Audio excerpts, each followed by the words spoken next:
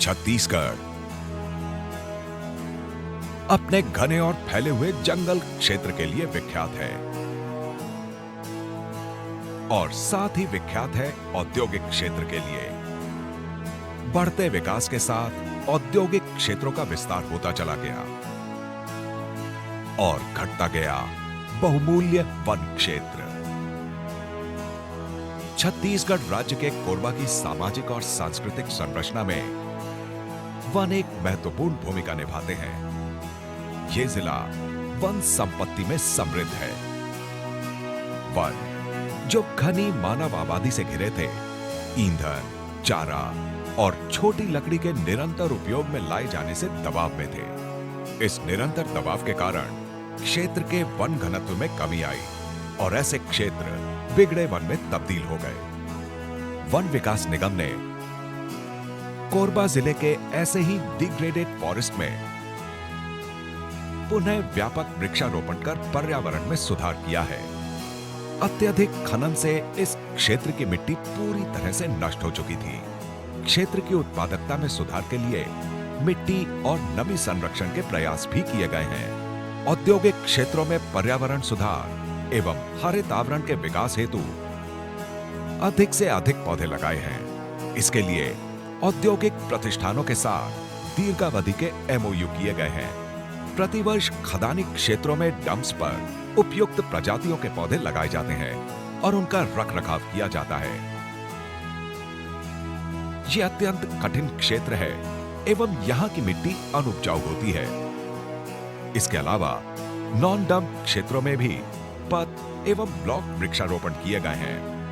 लगातार पौधारोपण और पौधों की सुरक्षा के प्रभावी उपायों से पहाड़ों जैसे ऊंचे डंप हरे भरे हो गए हैं। हरियाली से डंप्स की मिट्टी को मजबूती मिली है और धूल से होने वाले प्रदूषण पर भी रोक लगी है। साथ ही जल संरक्षण भी संभव हो सका है।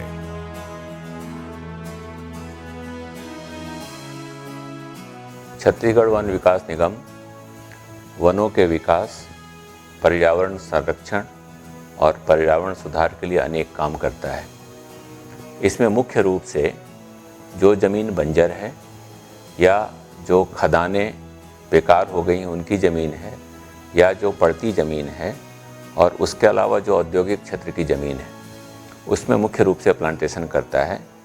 और अभी तक वन विकास निगम ने जो बड़े यहाँ पर इंडस्ट्रियल हाउसेज हैं या पीएसयू हैं, जैसे Bhilai steel plant, NMDC, ACCL, इनके लिए हजारों एकड़ में प्लांटेशन का काम कर चुका है। और मुझे पूरी उम्मीद है कि इससे छत्तीसगढ़ में जो हरितिमा है, जो फॉरेस्ट कवर है, वो और बढ़ेगा।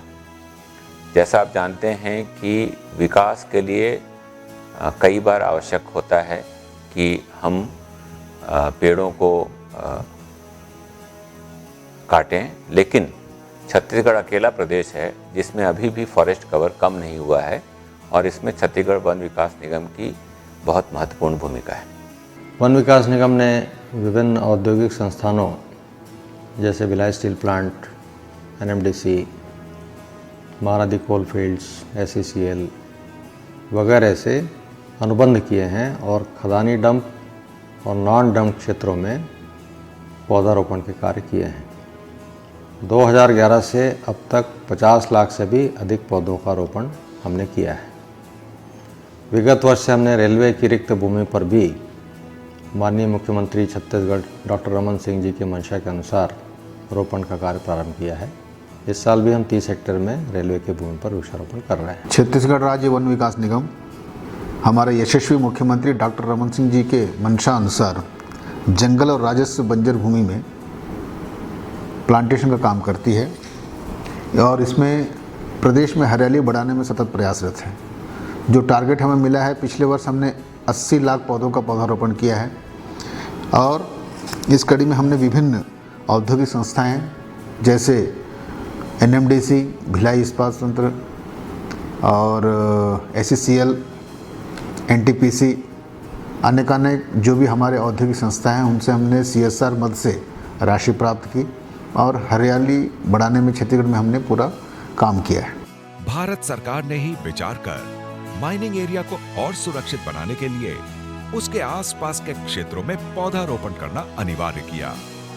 पर्यावरण और वन संरक्षण के लिए पीछे कई सालों में वन विकास निगम ने समय समय पर वृक्षारोपण कर कोरबा के खदानी क्षेत्रों में हरियाली का उल्लेखनीय विकास किया है और आगे भी करते रहेंगे।